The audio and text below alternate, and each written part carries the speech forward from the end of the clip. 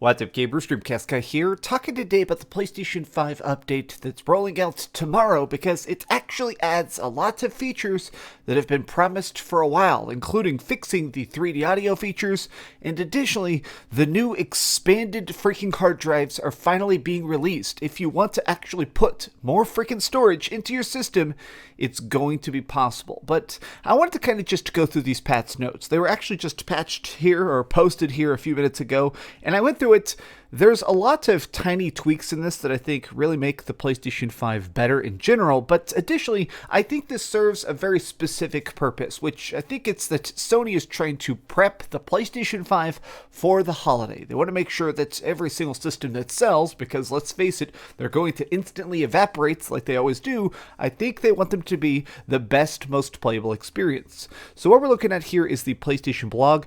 They really just posted this minutes ago, and I happened to be getting out of bed, and I was like, you know what, I want to talk about this. Now, first and foremost, this is just definitely a very major patch. This is not fixing glitches and stuff. They've done everything from UI to trophy tweaks to things like being able to do the expanded storage. I want to start with this because this is definitely the biggest of the new features. It has been demanded, it's been promised, it's been freaking talked about since the system came out almost a year ago now, which is this M.2 SSD storage expansion. So this basically is a specific style of solid-state drives, which are supposed to be very quick and compatible with this system. But here it is. Starting tomorrow, PlayStation 5 players around the globe can expand their storage capacity with an M.2 SSD, a type of high-speed solid-state drive that can be installed to the PlayStation 5 and the PS5 Digital Edition. Once installed in the PS5 or PS5 Digital, M.2 storage can be used to download, copy, and launch PlayStation 5 games, as well as media apps.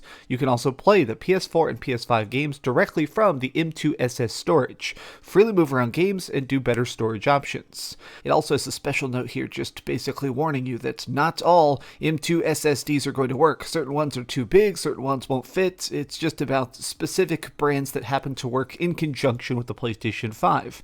Now, personally, I haven't had that much problems with space on my PS5, and I review a lot of games. I'm constantly trying to install stuff, but I'm also constantly deleting stuff. While it hasn't really just annoyed me having to constantly shuffle games around, let's just face facts.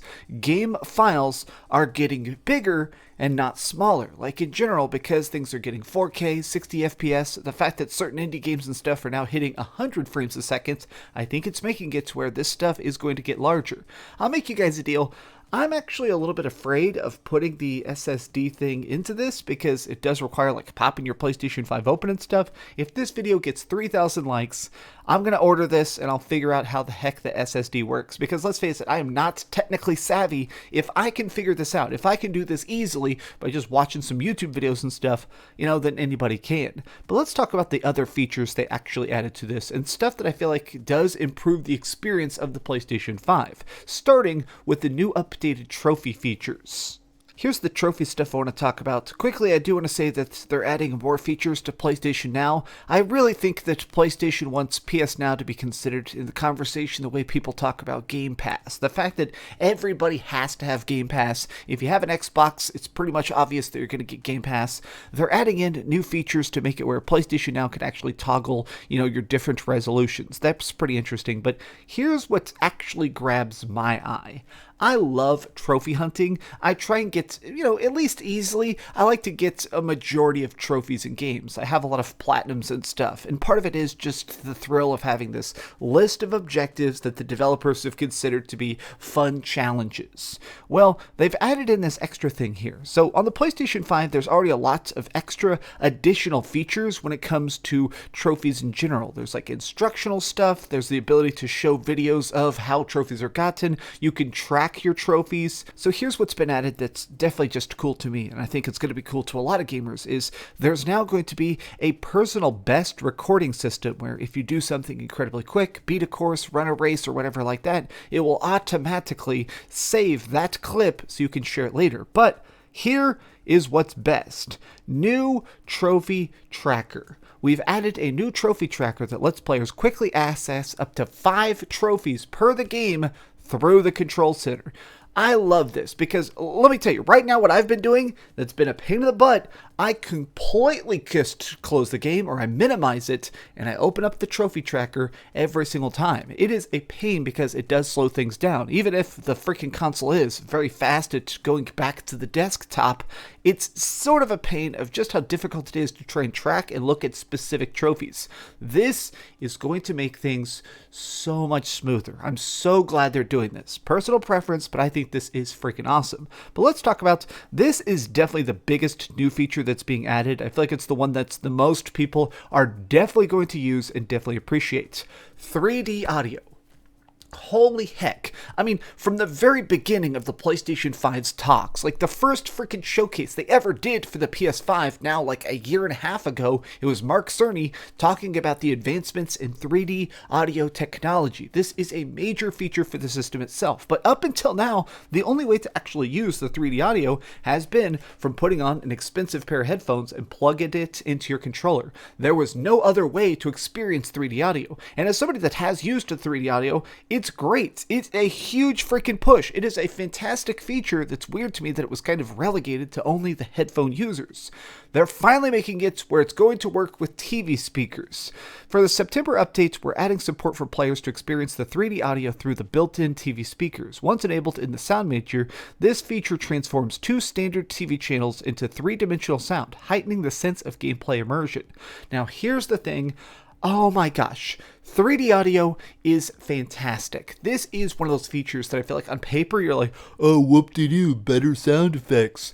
But no, it seriously does add to the effect. In fact, recently I've been playing a bunch of Tormented Souls. I just beat Tormented Souls, thanks to the subscribers who told me about it. It is a fantastic horror game, and playing it on PlayStation 5, not only is the graphics gory and fantastic, but that 3D audio is incredibly noticeable. They mention here directly just how popular this 3D audio has been and why they're happy to bring this to TV speakers. But this is what I think is pretty awesome. Equalizer presets. Like, sometimes you're playing a game that has an incredibly good soundtrack, it's got some bump and bass and stuff like this. You can now actually do equalization to make it where certain features have certain stuff. Look at this. In addition, players with Pulse 3D wireless headsets now have access to equalizer settings within sound controls, allowing them to customize the sound profile according to their preference.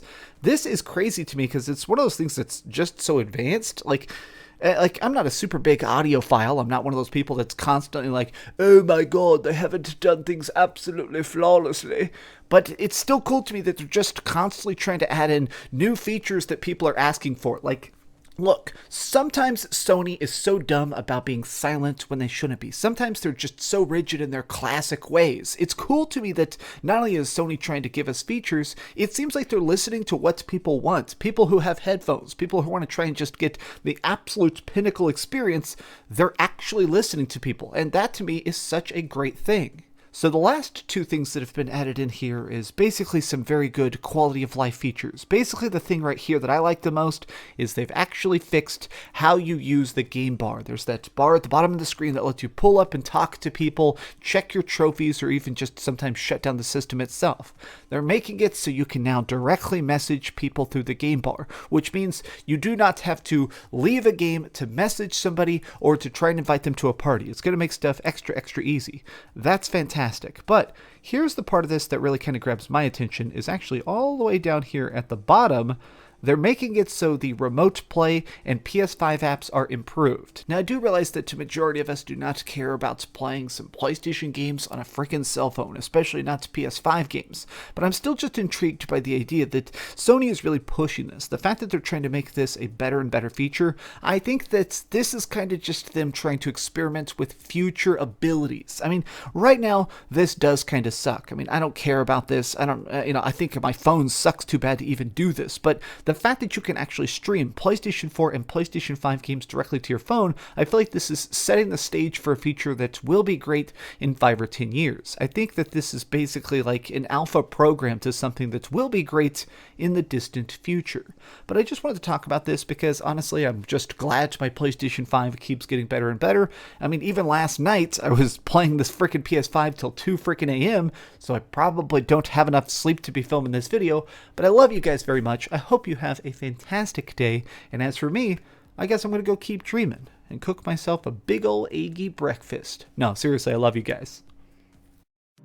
Thanks so much for watching that video. If you want to see something else, you can always click this link to see what I put up last, or, subscribe and see what's coming up next. Also, I promise that whatever I do, it'll try not to suck.